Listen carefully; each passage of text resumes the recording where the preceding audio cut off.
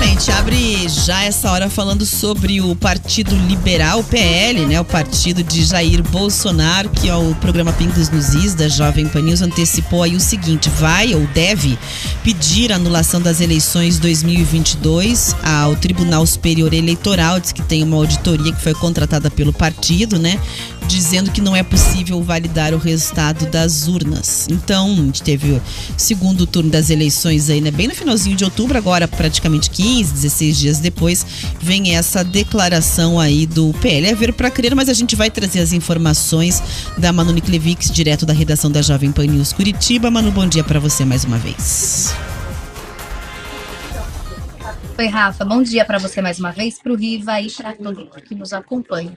Esse eventual pedido, que como você falou, a gente aguarda para ver se vai acontecer ou não, teria como base um documento, um relatório que foi feito por uma auditoria contratada pelo Partido Liberal de Valdemar da Costa Neto, partido do atual presidente Jair Bolsonaro. É um relatório de 12 páginas que foi elaborado pela empresa Instituto Voto Legal, também conhecida como IVL, e traz aí como conclusão, como você falou, que não seria possível validar o resultado das eleições através do funcionamento das urnas eletrônicas aqui no Brasil. É um relatório que é assinado pelo presidente desse instituto, também o seu vice-presidente e mais um membro associado do IVL, o Instituto Voto Legal. Todos eles são engenheiros formados no Instituto Tecnológico de Aeronáutica. A gente está falando do ITA. Mas como que eles chegaram, então, aí nessa conclusão, né?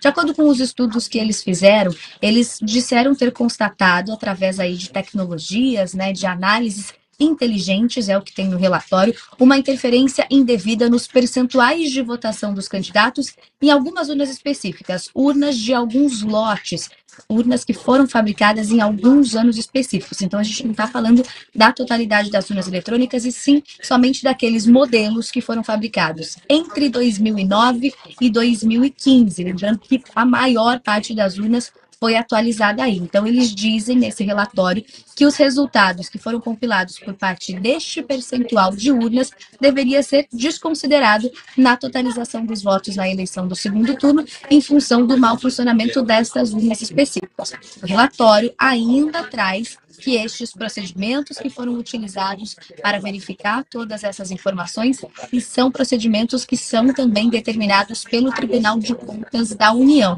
Esse material agora está já nas mãos do Partido Liberal, né, de Valdemar da Costa Neto, que é o presidente do Partido Liberal, e a gente aguarda para ver qual que vai ser a posição. A gente está falando de um lote específico de urna, então pode ser um percentual muito pequeno de votos, mas estamos falando também da eleição mais acirrada da história do nosso país. Eu lembro aqui, desde a redemocratização, nunca tínhamos tido um resultado tão apertado. O presidente eleito, Luiz Inácio Lula da Silva, teve 50,8% das intenções de voto, e Jair Bolsonaro, que foi derrotado aí no segundo turno das eleições, que é do PL, teve 49,1%. Então, a gente está falando de uma diferença de pouco mais de 2 milhões de votos para o país que a gente tem, né, com a proporção que a gente tem, é sim uma quantidade muito pequena de votos. Só que, ao mesmo tempo que o PL foi derrotado neste segundo turno presidencial, a gente tem que lembrar também que o PL foi um dos partidos que teve o melhor desempenho quando a gente fala do Congresso Nacional. Elegeu a maior bancada da história, 99 deputados e 14 senadores, ultrapassando o MDB, que sempre foi tradicionalmente o partido com a maior bancada lá no Congresso Nacional. Então a gente aguarda aí para ver qual que vai ser o próximo passo tomado pelo partido do presidente Jair Bolsonaro. Com vocês.